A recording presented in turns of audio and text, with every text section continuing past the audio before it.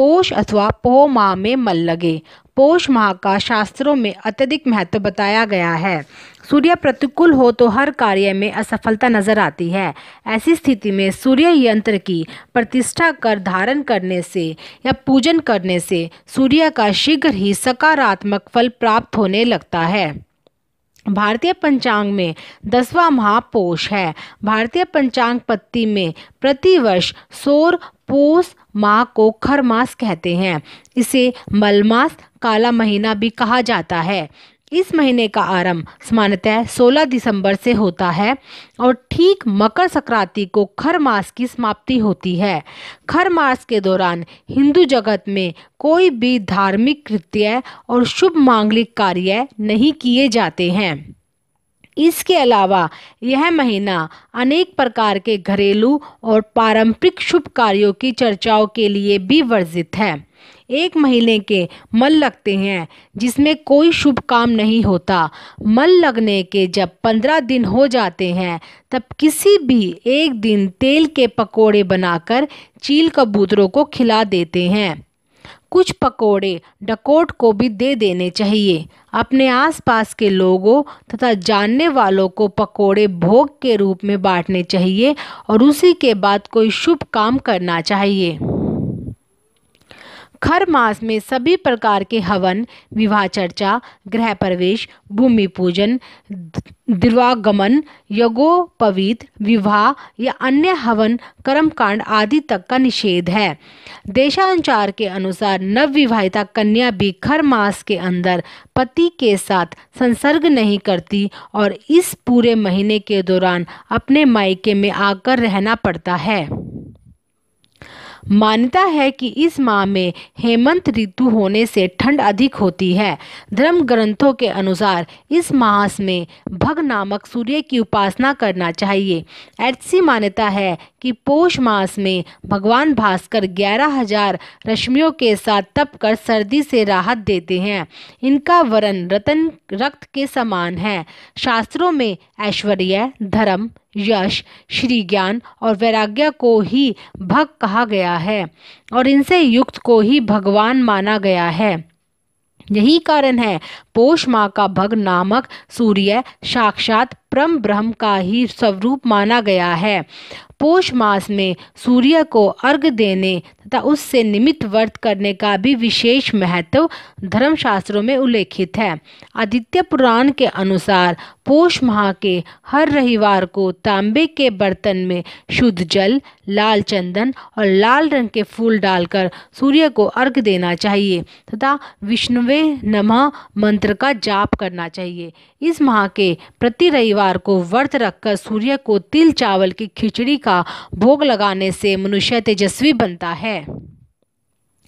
हिंदू धर्म में पोष मास को बहुत ही पुण्यदायी माना गया है।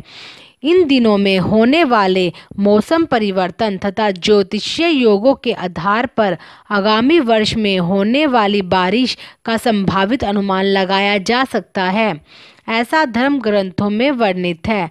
मयूर चित्रम के अनुसार कुदता सुत्री तिथिषु पोषे गर्भ प्रजापते तदा सुभिक्ष मारोग्यम श्रावण्याम वारी वर्षनम नम।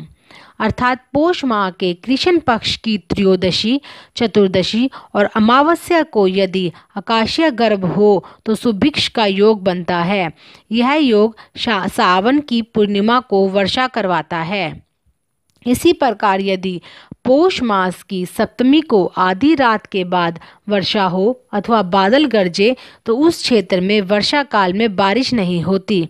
यह महर्षि नारद का कथन है।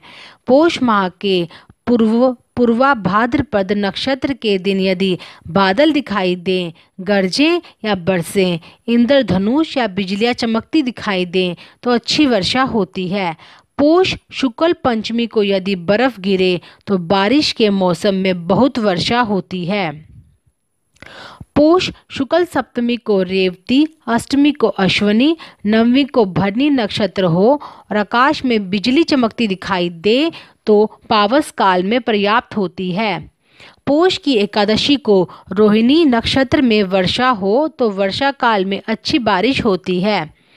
मयूर चित्रम के अनुसार शुक्लायाम यदि सप्तभ्याम धने राक्षिदितं नभ तदास्था च श्रावण मासी सप्तम्याम वृष्टि ऋतुमहा। इसके अनुसार यदि पोष शुक्ल सप्तमी को बादल हो तो श्रावण शुक्ल सप्तमी को अच्छी वर्षा का योग बनता है। आदित्य पुराण के अनुसार पोष माह के हर रविवार को तांबे के बर्तन में शुद्ध जल, लाल चंदन और लाल रंग के फूल डालकर सूर्य को अर्घ देना चाहिए तथा विष्णुवे नमः मंत्र का जप करना चाहिए। इस माह के प्रति रविवार को व्रत रख सूर्य को तिल चावल की खिचड़ी का भोग लगाने से मनुष्य तेजस्वी एवं ओजस्वी बनता है। खर मास में मृत्यु होने पर मिलता है नरक। सिर्फ भागवत कथा या रामायण कथा का सामूहिक श्रवण ही खर मास में किया जाता है। ब्रह्म पुराण के अनुसार खर मास में मृत्यु को प्राप्त व्यक्ति नरक का भागी होता है, अर्थात चाहे व्यक्ति अल्पायु हो या दीर्घायु हो, अगर वह पोष के अंतर्गत खर मास यानी मल मास की अवधि में अपने प्राण त्याग रहा है तो निश्चित रूप से उसका इहलोक और परलोक नरक के द्वार की तरफ खुलता है।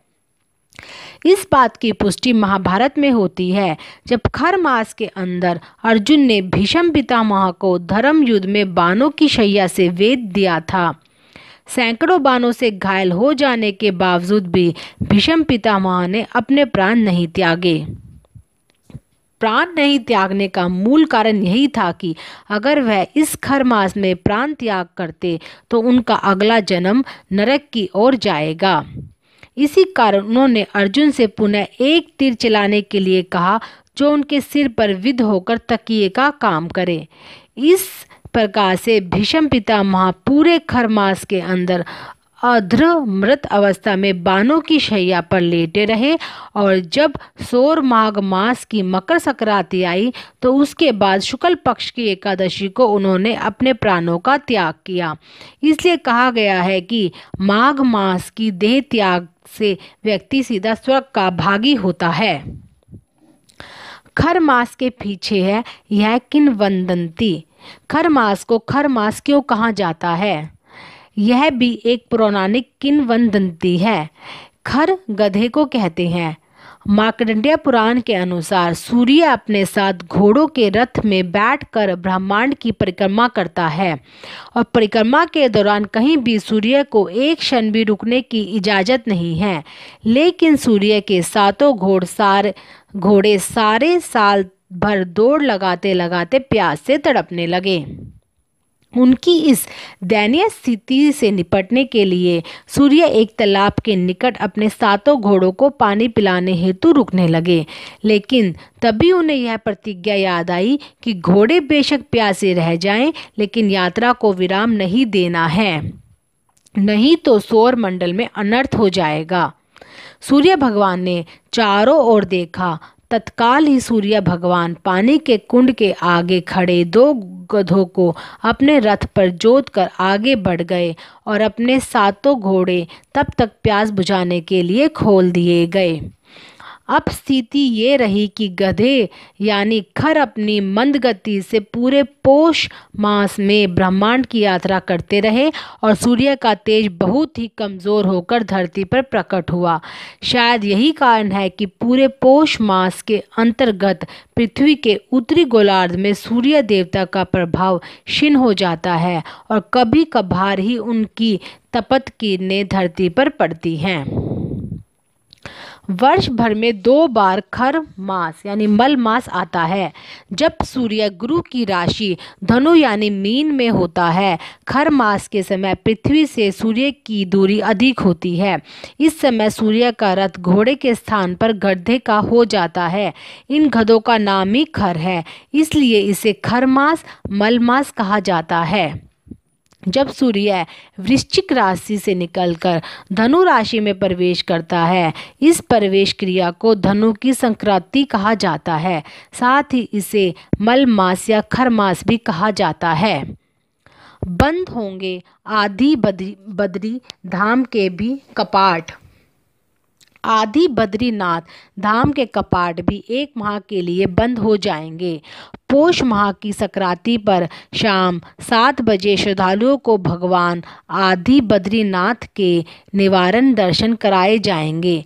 फिर 1 माह बाद माघ माह की संक्रांति के अवसर पर श्रद्धालुओं के लिए आदि बद्रीनाथ मंदिर के कपाट खोल दिए जाएंगे। इस दौरान यहाँ बद्रीनाथ की तर्ज पर वेद और ऋचाओं का पाठ होगा। 14 मंदिर समूहों के इस धाम में भगवान आदि बद्रीनाथ विष्णुवर्ध मुद्रा में हैं। वर्ष भर में मंदिर के कपाट श्रद्धालुओं को दर्शन के लिए खुले रहते हैं। पंचबंदरियों में आदि बद्री धाम ऐसा है जहां मंदिर के कपाट सबसे अंत में बंद होते हैं और महज 1 माह बाद सबसे पहले खुलते हैं। इस मंदिर समूह में हर वर्ष हजारों की संख्या देशी विदेशी श्रद्धालु आते हैं। आदि बद्री धाम 14 मंदिर समूहों का धाम है, जिनमें गरुड़ भगवान, हनुमान, जानकी, शिव, राम, लक्ष्मण, सीता, महिषासुर मर्दिनी, अन्नपूर्णा, विष्णु नारायण, चक्रवान, गणेश मंदिर आदि प्रमुख हैं।